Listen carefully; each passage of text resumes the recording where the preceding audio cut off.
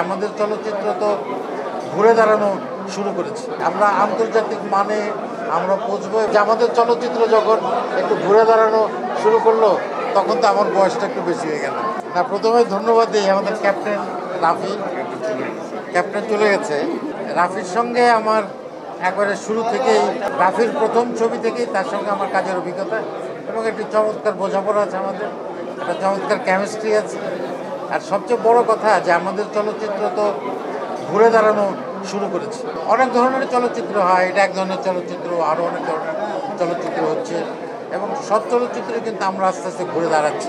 সবচেয়ে আশার কথা যে আমাদের চলচ্চিত্র হলে এসে দর্শকরা দেখছে, এই জন্যে আমরা অত্যন্ত খুশি এবং আমি মনে করি যে আমাদের চলচ্চিত্র খুব শীঘ্রই আমরা আন্তর্জাতিক মানে আমরা পৌঁছবো এবং আমাদের যারা এই চলচ্চিত্রে যারা আমরা অভিনয় করলাম, আমার সমস্ত কলিগ যারা, শুধু অভিনেতা অভিনেত্রী না, ক্যামেরার পেছনে যারা ছিলেন, আমি মনে করি এরা প্রত্যেকেই একেবারে আন্তর্জাতিক মানের হয়ে উঠেছেন এবং আমি খুবই আশাবাদী আমরা আমাদের চলচ্চিত্র নিয়ে এখন গর্ব করতেই পারি।